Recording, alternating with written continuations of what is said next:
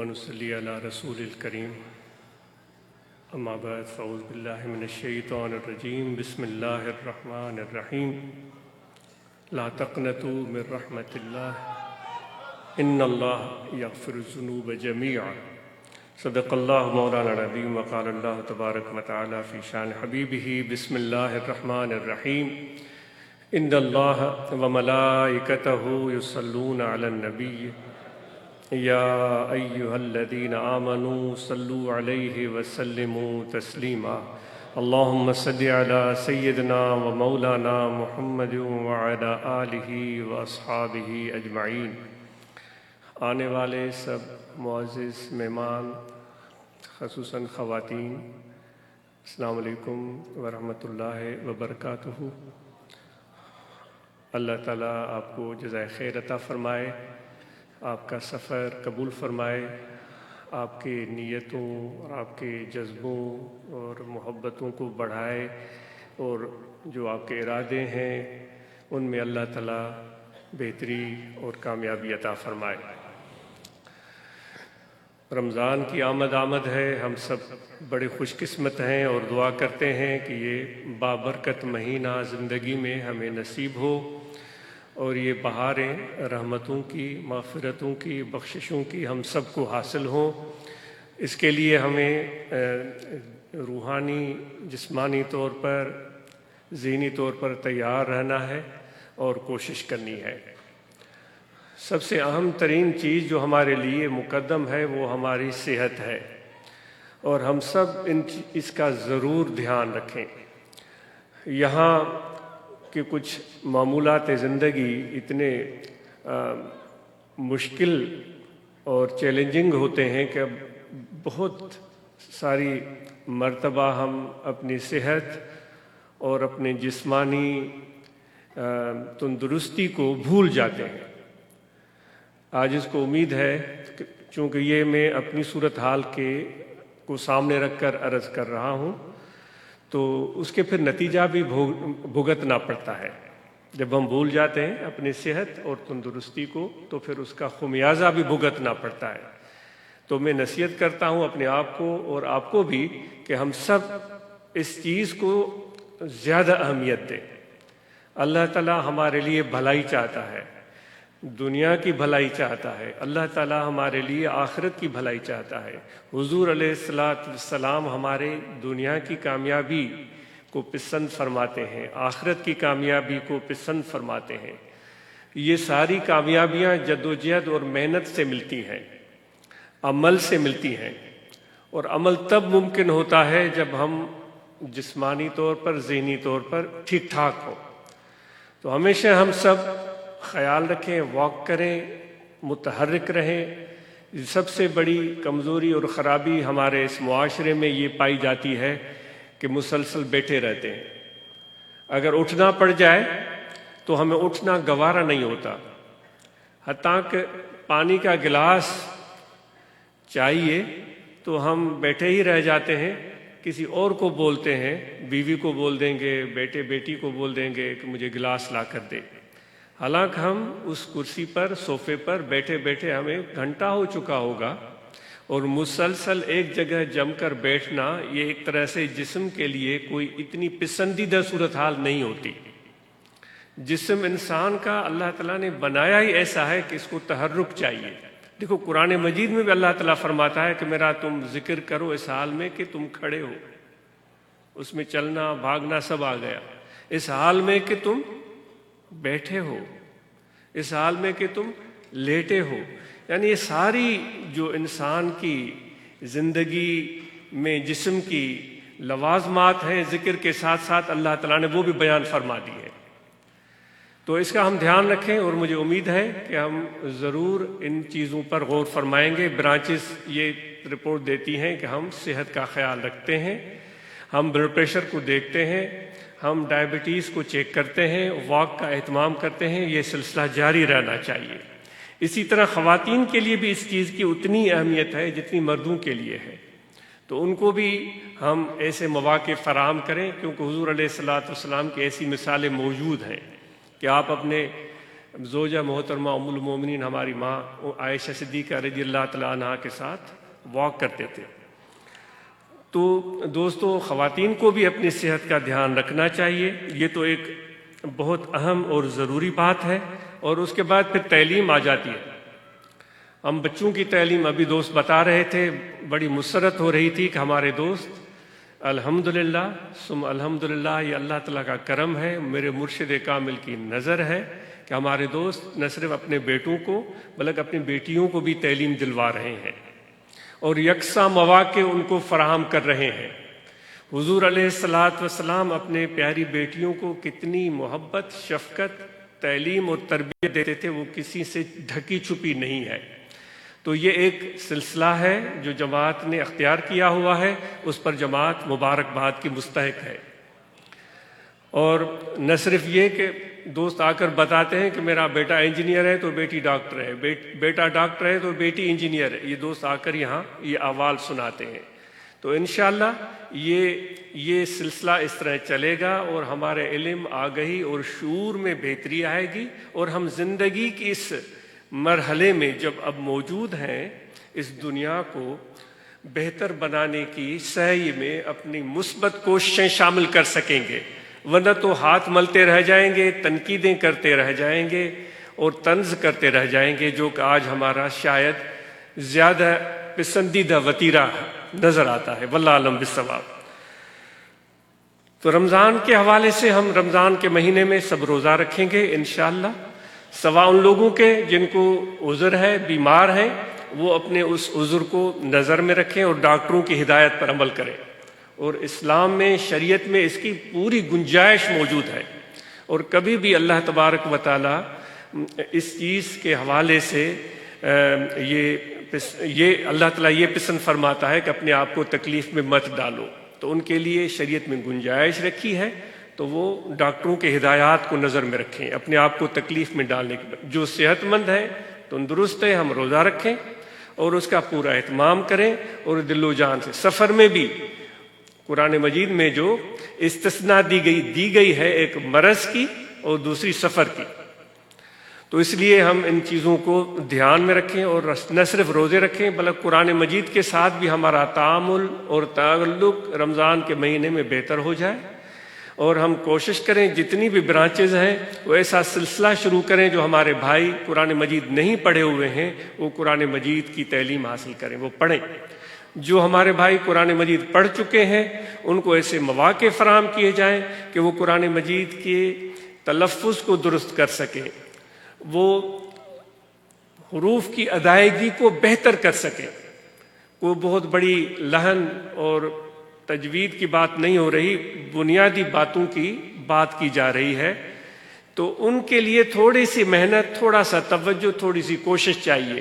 اگر برانچز یہ بھی چیز رمضان المبارک میں کر کے دکھاتی ہیں اور یہ رپورٹ سناتی ہیں کہ رمضان کے مہینے میں ہم نے اتنے دوستوں نے قرآن مجید جو خدا نخواستہ نہیں پڑھے ہوئے تھے انہوں نے قرآن مجید پڑھا، جو قرآن مجید پڑھے ہوئے تھے انہوں نے اپنا تلفظ درست کیا، اور قاری حضرات سے بھی گزارش ہے کہ بنیادی چیزوں پر زور دیں تاکہ ان کا تلفظ اور حروف کی ادائیگی ٹھیک ہو جائے، یہ بہت اہم بات ہے۔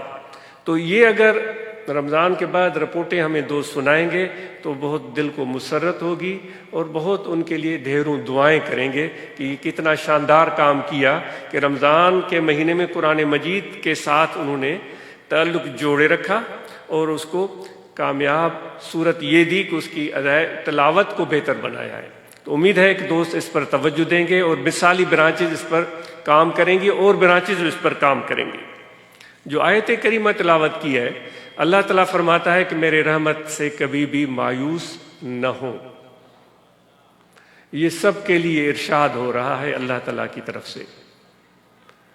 یہ صرف کسی خاص گروہ سے گفتگو نہیں ہو رہی ہے، کسی خاص پسندیدہ لوگوں سے یہ گفتگو نہیں ہو رہی ہے، یہ رب العالمین کا اعلان ہے، جو ہمارا بھی پالنہار ہے، اس ملک کا بھی، اور جو اس ملک کے آس پاس دیگر ممالک ہیں ان کا بھی پالنہار ہے۔ جتنے بھی ملک اس خطے ارض پر بستے ہیں ان کا بھی پالنہار ہے. اس پوری کائنات جہاں تک ابھی انسان پہنچا بھی نہیں، اتنی بڑی کائنات کا بھی وہی پالنہار ہے. تو وہ سب کو یہ بتا رہا ہے کہ میری رحمت سے کبھی بھی مایوس مت ہونا. تو کیا ہمارے گناہ بخش دیے جائیں گے جو ہم نے اتنے کیے ہیں؟ ایسے ایسے گناہ جن کو ہم نے گناہ سمجھا ہی نہیں، اور ہم نے سمجھا کہ یہ تو گناہ ہے ہی نہیں، وہ کر گزرے، یا چھپ کے کیے یا ظاہر ظہور کیے. تو اللہ تعالیٰ فرماتا ہے کہ میری وہ ذات ہے جو سب کے سب گناہ معاف کر دیتی ہے، سب کے سب. ہمارے تصور سے بھی بڑھ کر بات کی جا رہی ہے. ہماری دامن تو کسی شمار و قطار میں بھی نہیں آتی.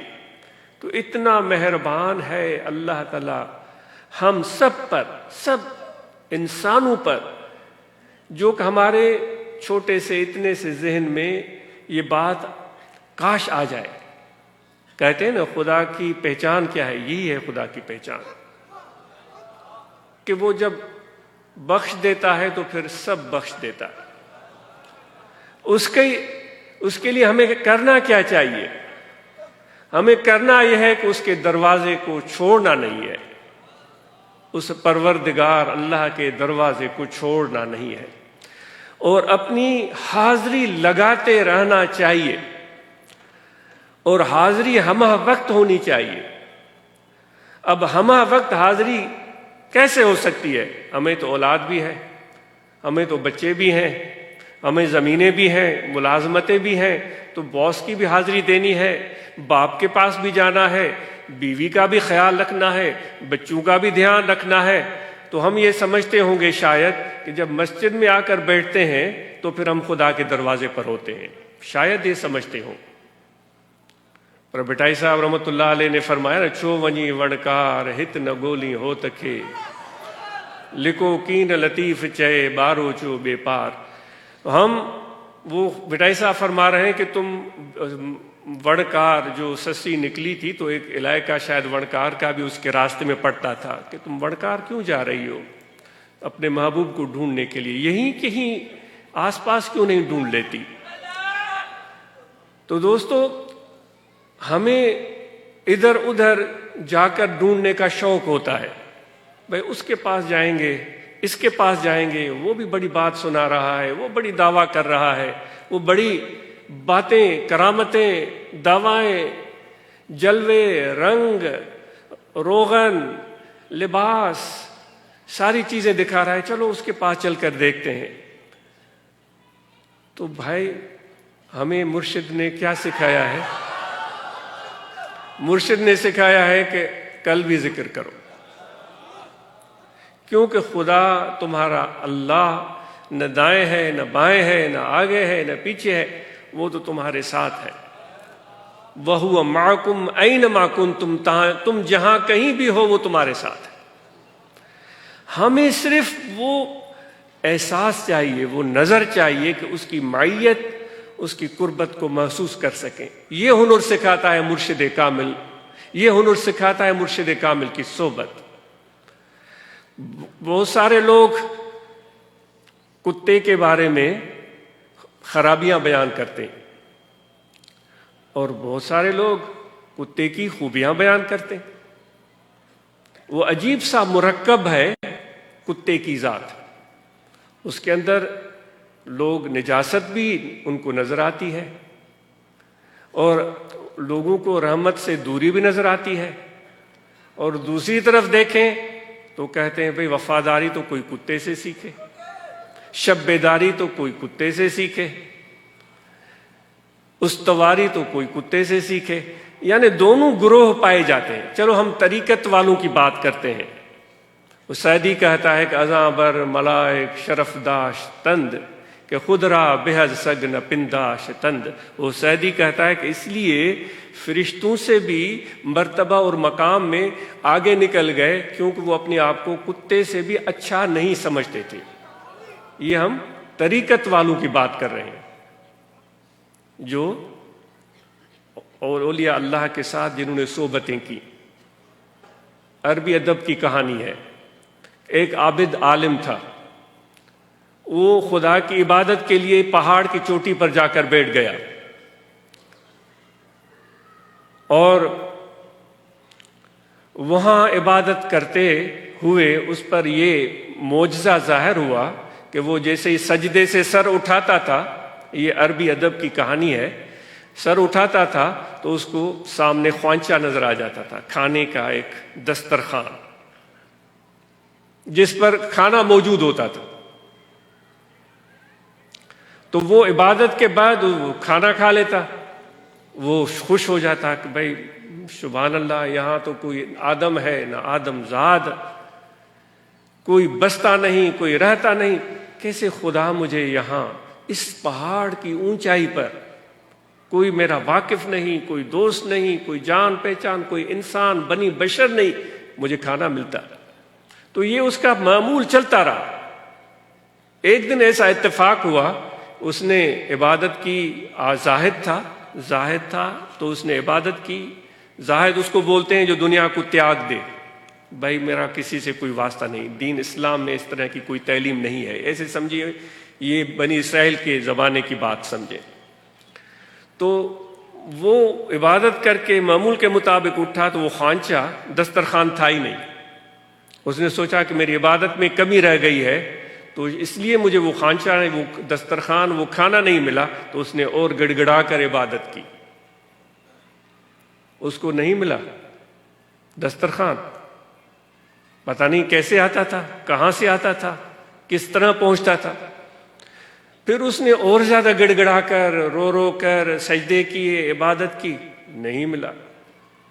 ایک کھانے کا ٹائم گزر گیا، دوسرے کھانے کا ٹائم آ گیا، 24 گھنٹے ہو گئے، اب اس کے پیٹ میں مروڑیں اٹھنے لگی، بھوک نے اس کو ستایا۔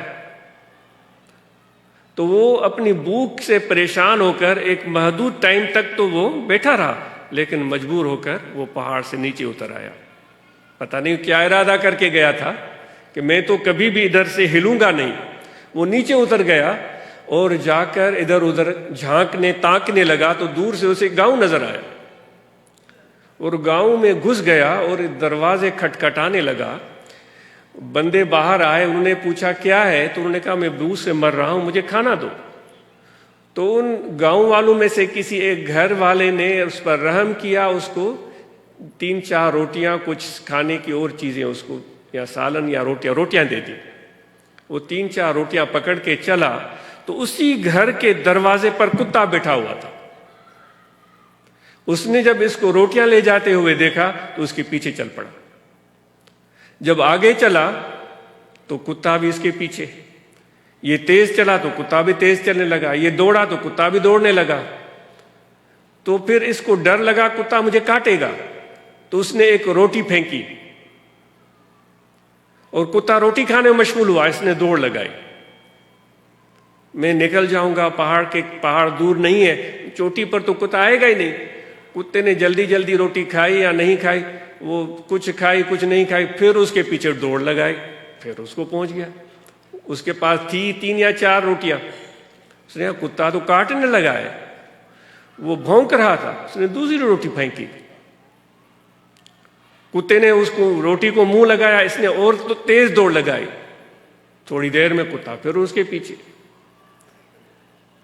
تیسری روٹی پھینکی، اب اس کے پاس 1 روٹی تھی، اب اس نے اور زیادہ تیز دوڑ لگائی کہ بھائی اوپر پہنچوں، آرام سے روٹی تو کھاؤں، لیکن کتا پھر پیچھے لگا۔ تو اب اس کو غصہ آیا اور دور دور سے کتے کو کہنے لگا 3 روٹیاں تو تمہیں کھلائی ہیں، 1 روٹی بھی مجھے نہیں بخش رہے ہو، کتنے تم ناشکرے ہو، ناشناس ہو، پر روٹی مانگنے، اور مجھے تم تانے مار رہے ہو کہ تم ایسے ہو، تم کتے ہو، تم نجس ہو، تم پلیت ہو، تم یہ ہو۔ بھائی میں جیسا بھی ہوں، مجھے اتنے سال ہوئے ہیں، میرا مالک 1 دن روٹی دیتا ہے، 3 دن روٹی نہیں دیتا، بھول جاتا ہے اپنے کام میں 3 دن کاٹ لیتا ہوں، لیکن کسی اور غیر کے در کی طرف میں آنکھ اٹھا کر بھی نہیں دیکھتا، بھوکا ہوں، پیاسا رہوں، کچھ بھی ہو، मालिक के दर पर पड़ा रहता हूं। ए ज़ाहिद, तुम्हें क्या हुआ कि 24 घंटे में ही तुम अपने मालिक के दरवाजे को छोड़कर नीचे आ गए हो? तो दोस्तों, मैं अर्ज कर रहा था कि हम भी इस तरह झांक तांक लगाते हैं। तो यकरागीर महकुमगीर, एक को थामो, मजबूती से थामो।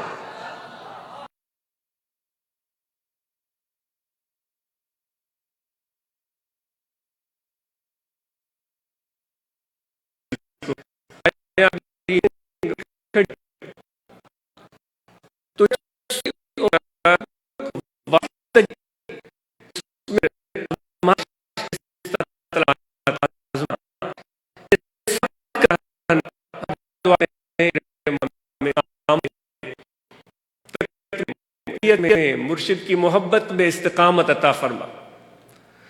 तो ये बुनियादी चीज है जो कि हमें सीखनी होगी एक साहिब तरीकत लोगों की हिदायत की रोशनी में, जिसको बहुत ज्यादा अहमियत हासिल है। और मुझे उम्मीद है कि ख़वातीन भी इस्तेमाल फरमाती है, और आपसे उम्मीद है कि ख़वातीन के लिए बंदोबस्त होगा। आपसे उम्मीद है कि ख़वातीन जिस मोहब्बत और शौक़ से आती हैं वो मर्दों के ताउन से ही मुमकिन होता है, और उम्मीद है कि आवाज़ उन तक सही पहुँच रही होगी। और ये मामूल हर माहाना प्रोग्राम में दोस्तों की जिम्मेदारी है, इंतज़ामिया की जिम्मेदारी है, इसको यकीनी बनाएं जो ख़वातीन आए वो समाअत फरमाएं, उनके लिए नमाज और वज़ू का बंदोबस्त माकूल हो, तकलीफ़ ना हो, ज़हमत ना हो, और फिर माहाना प्रोग्राम में मर्द और ख़वातीन दोनों इससे बहरमंद हो। तो मुझे उम्मीद है कि ये पैगाम ख़वातीन भी सुन रही होंगी, हम सब के लिए है। और जो दोस्तों ने तबलीगी तंजीमी अपने अहवाल सुनाए, बेहद मुसर्रत हुई। दोस्तों की मेहनतें काबिल तारीफ़ हैं, नाम और लेने की ज़रूरत नहीं। अभी सब प्यारे हमारे दोस्त हमारे मुखलिस बयान कर रहे थे, बलूचिस्तान से, ठट्टा से, पंजाब से, कराची से, और बलूचिस्तान वालों का काम काबिल तारीफ़ है। कुछ दिन पहले दोस्तों ने अहवाल सुनाया, शायद हब या हब के आसपास के इलाके का, कि जमात इस्लाह मुस्लिमीन की ब्रांचेस 25 थी, तो रूहानी तलबा जमात की ब्रांचेस उनसे भी बढ़कर थी। तो ये एक उम्दा मिसाल हमारे बलूचिस्तान के दोस्तों ने पेश की है। तो मुझे उम्मीद है कि जो बाकी हमारे सिंध, पंजाब, सरहद, कश्मीर, गिलगित बल्तिस्तान, जहाँ जहाँ भी ये दोस्त बसते हैं, तो वहाँ भी इस पैटर्न पर चलेंगे। जितनी जमात इस्लाह मुस्लिमीन की ब्रांचेस उतनी ही रूहानी तलबा जमात की ब्रांचेस। खुलफाए कराम की बेहद बड़ी जिम्मेदारी है। इस रमज़ान के महीने में मुबल्लिगीन की जिम्मेदारी है, हमारे उलमाए कराम की जिम्मेदारी है। उनको पहले ही अर्ज़ किया गया है कि ब्रांचेस में वो अपने कुरान मजीद की तैलीम और इस फ़हमी को, कुरान फ़हमी के सिलसिले को आसान और आम करें कि हमारे दोस्त मुस्तफ़ीद हो। यहाँ एतकाफ़ का दोस्त एहतमाम करते हैं, उनको भी यही पैगाम दिया जाता है। और हम सब की ये मुश्तरका ज़िम्मेदारी है कि जो भी निज़ाम नज़्म व ज़ब्त यहाँ मस्जिद, मदरसा या जो भी लंगर और ख़िदमत फ़ुकरा की होती है, आम मेहमानों की होती है, वो सब जमात की तरफ से होती है। तो इस महीने में बल्कि पूरे साल और आइंदा भी जब हमेशा के लिए सदका फ़ितर हो, ज़कात हो, उस हवाले से आप यकीनी बनाएं कि यहाँ जो दोस्तों ने नज़्म व ज़ब्त कायम किया है उनके साथ ताउन करें और उसमें शिरकत करें, और अपने अहबाब को भी उस तरफ मुतवज्जे करें। जो वफूद हैं हर ब्रांच में तश्कील दिए जाएं, और वफूद भी रमज़ान के महीने में पूरी कोशिश करें कि नई नई जगहों पर पहुँचकर रमज़ान मुबारक का तारुफ़ करवाएं। और वहाँ तरावीह का अगर एहतमाम नहीं है तो मुनासिब तरीके से तरावीह का अगर एहतमाम वहाँ मकामी लोग कर सकें तो बहुत ही आला है। वो हम अपने बेटे और बेटियों को कुरान मजीद पढ़ाएं। क्या ही अच्छा हो कि माँ बाप खुद अपने बेटों बेटियों को कुरान मजीद पढ़ाएं, वरना तो दीगर सूरत में बेटियों को तालीम देने के लिए खातून हो और बेटों को तालीम देने के लिए मर्द हो, ये ज़्यादा महफूज और आसान तरीका है। तो उम्मीद है कि आप अपने मोहब्बत और इस शौक़ को इस महीने में और बढ़ाएंगे। ज़िक्र की इजाज़त हम सबको है। यहाँ बाएं जानिब इंसान का दिल है, इस दिल में तवज्जो रखें कि दिल ज़िक्र कर रहा है अल्लाह अल्लाह अल्लाह अल्लाह। جیسے ہی آپ یکسوئی کے ساتھ دل کی طرف توجہ فرمائیں گے تو اللہ تعالیٰ کی یاد کا اثر آپ کے رگ رگ میں، خون کے قطرے قطرے میں، بال بال میں، گوشت پوست میں، ہڈیوں میں اس کا اثر آپ کو اترتا ہوا محسوس ہوگا۔ وہ اللہ کی رحمت آپ کے روئیں روئیں میں اترتی ہوئی محسوس ہوگی۔ یہ ہے قلبی ذکر کی برکت۔ اور اگر اس میں آپ زیادہ جلدی اور پائیدار ترقی چاہتے ہیں تو مرشد کی محبت، نسبت اور تصور کو دل میں لے آئیں۔ نقش بندی سلسلے میں مرشد کی نسبت، تصور کو بنیادی اہمیت حاصل ہے۔ وہ ہمارے حضرت فرماتے تھے کہ مرشد سے نسبت نہ ٹوٹے، محبت مضبوط رہے، عقیدت تعلق مضبوط رہے، ذکر میں کمی ہوگی تو وہ خود بخود پوری ہو جائے گی۔ اگر ذکر میں تگڑا ہے لیکن مرشد کے ساتھ نسبت محبت میں کمزوری ہے تو وہ ذکر ایک دن ایک دن اسے چھوٹ جائے گا۔ تو اس لیے اہمیت جو ہے وہ مرشد کامل کے ساتھ نسبت محبت اور تعلق کو حاصل ہے۔ تو اس کو مضبوط سے مضبوط تر بنانے کی کوشش کریں۔ ہم سب نماز پنجگانہ ادا کریں، ہم سب رمضان المبارک کے روزے رکھیں، زکوٰۃ ہم میں جس کسی پر واجب ہے وہ زکوٰۃ ادا کرے، جس کسی پر حج فرض ہے وہ حج ادا کرے، اور باقی جو ذمہ داریاں ہم سب کی اجتماعی بنتی ہیں ان کو پورا کریں۔ یہ بہار کا موسم چل رہا ہے، دوست درخت لگا رہے ہیں، کیا ہی اچھا ہو کہ اس میں ہم بھی شامل ہو جائیں اور اللہ تعالیٰ کے اس دنیا کو اور بھی خوبصورت بنائیں، کیونکہ یہ بہت پیارا اور عظیم تحفہ اللہ نے ہمیں عطا کیا ہے اور ہمیں نیابت اس زمین کی عطا فرمائی ہے۔ تو ہماری ذمہ داریاں بھی اور مخلوق کے مقابلے میں زیادہ بنتی ہیں۔ اس زمین کو خراب کرنے کے بجائے اس کو خوبصورت بنانا یہ ہماری ذمہ داری ہے۔ وہ جو سوال ہوگا فما عملت فیہا، دنیا میں پھر تم نے کیا کیا، تو پھر ہمیں یہ ساری چیزیں وہاں بیان کرنی پڑیں گی کہ ہم نے درختوں کو کاٹا، ہم نے جانوروں کو نقصان پہنچایا، پرندوں کو نقصان پہنچایا، نظم و ضبط میں خرابی پیدا کی، گندگی پھیلائی، غلاظت پھیلائی، ہم نے صفائی کا اہتمام نہیں کیا، تو ہم کیا اللہ تعالیٰ کی بارگاہ میں جواب دیں گے؟ آپ جا کر ان حصوں کو دیکھیں۔ ہم رنی کوٹ کی طرف گئے تھے جہاں لوگ بہت کم جاتے ہیں، اتنی صفائی تھی، آج سے 10 سال پہلے کی بات ہے کہ ہم حیران ہو گئے۔ پہاڑ، وہاں کے میدان بالکل صاف ستھرے، جہاں جہاں انسان پہنچتے ہیں ہم پہنچتے ہیں وہ کچرا، گندگی، کوڑا کرکٹ پھیلا کر آتے ہیں۔ بھائی جیبیں اللہ نے دی ہیں، کوئی پلاسٹک کا کوئی بیگ ہے تو ادھر پھینکنے کے بجائے جیب میں ڈال دیں، کوئی صحیح جگہ ملے پھر جیب سے نکالا اس میں ڈال دیا، گھر کے کوڑے میں پھر وہاں جا کر آپ ڈالیں۔ تو ہم صفائی کا دھیان رکھیں۔ دوست صفائی کے حوالے سے گاؤں میں صفائیوں کا ہفتہ منا رہے ہیں، بڑی اچھی اچھی رپورٹیں آ رہی ہیں، امید ہے کہ ہم اس سلسلے میں بھی کوشش کریں گے۔ آپ سب کا بہت شکریہ، جزاک اللہ۔